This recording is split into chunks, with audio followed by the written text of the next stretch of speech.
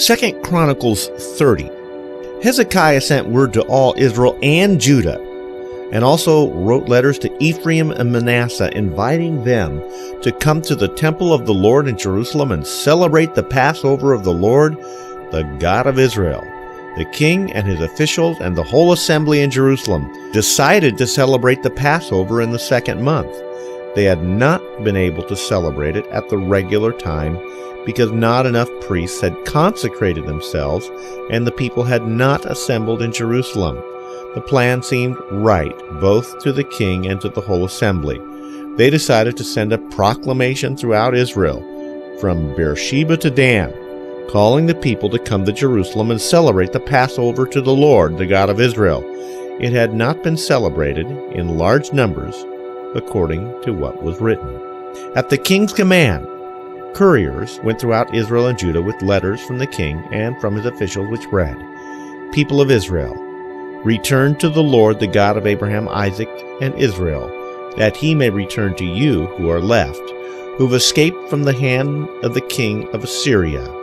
Do not be like your fathers and brothers who were unfaithful to the Lord, the God of their fathers, so that he made them an object of horror, as you see. Do not be stiff-necked, as your fathers were. Submit to the Lord.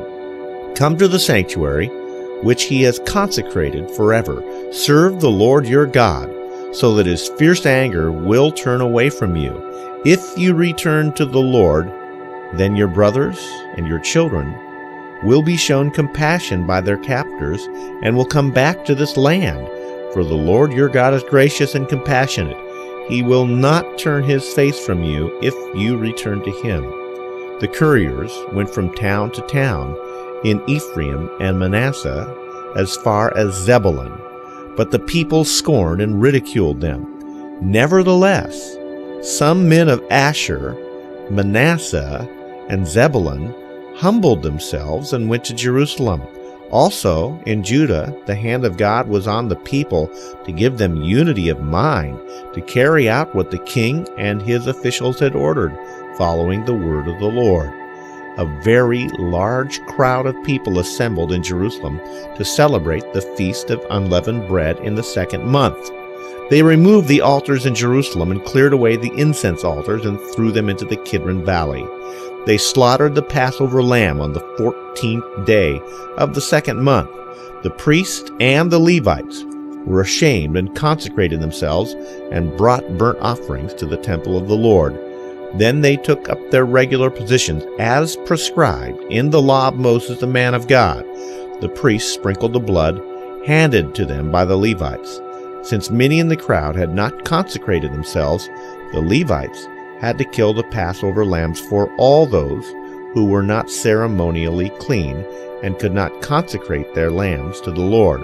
Although most of the many people who came from Ephraim, Manasseh, Issachar, and Zebulun had not purified themselves, yet they ate the Passover contrary to what was written. But Hezekiah prayed for them, saying, "May the Lord who is good pardon everyone who sets his heart on seeking God, the Lord, the God of his fathers, even if he is not clean according to the rules of the sanctuary." And the Lord heard Hezekiah and healed the people.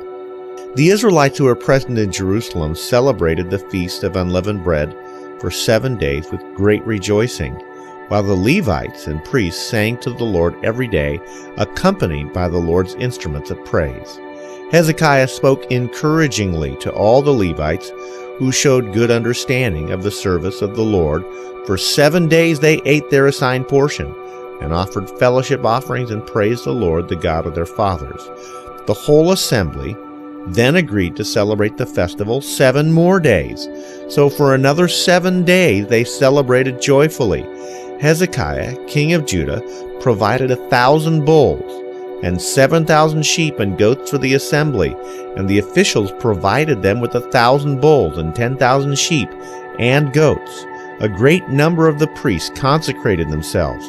The entire assembly of Judah rejoiced, along with the priests and Levites, and all who had assembled from Israel, including the aliens who'd come from Israel, and those who lived in Judah. There was great joy in Jerusalem, for since the days of Solomon, son of David, king of Israel, there had been nothing like this in Jerusalem.